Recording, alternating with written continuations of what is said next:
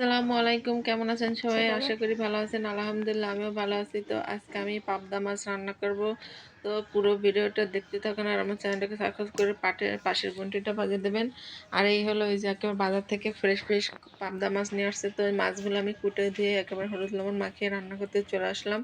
তো এই যে রান্না করার জন্য প্রথমে আমি কড়াইতে তেল দিয়ে পাবদা মাছগুলো আমি ভেজে নেবো। অনেকে ভেজে নাও ভেজে রান্না করে, তো আমি ভেজে রান্না করব। তো এই যে আমি পাবদা মাছগুলো সুন্দর করে আস্তে আস্তে রাখছি বড় বড়। তো এই যে আমার এক পিঠ হয়ে গেছে, তো এখন আমি প্রত্যেকটি উল্টে দিচ্ছি। আর এই পাবদা মাছগুলো খেতে খুবই মজা, অনেকে ভুনা করে খায়। তো আজকে আমি করবো কি রান্না করবো। তো এই যে পাবদা মাছগুলো আমার ভাজা হয়ে গেছে, আর সম্পূর্ণ মাছগুলো জলে আমি দিলে আবার একইভাবে ভিজে ভেজে যাবে না। নিছি। ভাজার শেষে এখন আমি করতেছি কি কড়াইতে তেল দিয়ে তার ভিতরে ঝাল পেঁয়াজ দিয়ে দিলাম। আর ঝাল পেঁয়াজগুলো এখন আমি করবো বাদামি কালার করে ভেজে নেবো। ওই যে বাদামি কালার হয়ে আসছে, এর ভিতরে আমি জিরা বাটা, আদা বাটা, রসুন বাটা, তারপরে হলুদের গুঁড়া,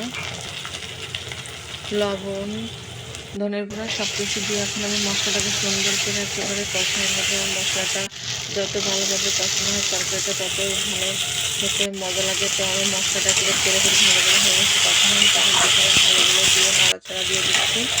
আর আমি করবো কি আলুগুলোকে সুন্দর করে একেবারে একটুখানি পানি দিয়ে কষায় নেবো। তো অল্প একটু পানি দিয়ে আমি কষায় তার জন্য ঢাকনা দিয়ে রেখে দিয়েছিলাম। তো আবার উঠলা করে পানিগুলো একেবারে টেনে গেছে। এখন আমি করতেছি কি টমেটো দিয়ে দিচ্ছি। আর আমি আজকে পাবদা মাছ টমেটো আলু দিয়ে মাখা রান্না করবো। তো ওই যে আমি টমেটোগুলো করছি কি যে একেবারে আলুটা কষানো হয়ে গেছে, তখন দিয়ে দিচ্ছি। আর টমেটোটা আমি একদম কষাই দিই, কারণ ওতে টমেটোটা ঝোলের মধ্যে দিলে আমার কাছে কেমন পাঞ্চা পাঞ্চা লাগে। তো আমি কষানোর সময় একটু ঝোলে পানি দেওয়ার আগে টমেটোগুলো দিয়ে সুন্দর করে কষিয়ে নিয়ে তারপরে ঝোলে পানি দিয়ে দিলাম।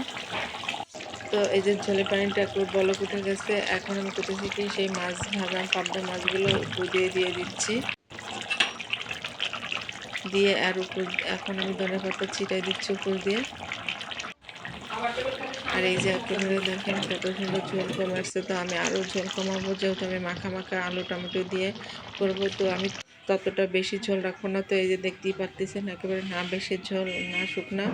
তো এই যে দেখতেও অনেক সুন্দর হয়েছে। এই যে রান্না বান্না শেষে আমার ছেলেকে খেতে দিছি। তো প্রথমে করতেছে কি পাবদা মাছের ওই জায়গা থেকে একটু ছিঁড়ে খাচ্ছে। তো খেয়ে তার কাছে খুবই মজা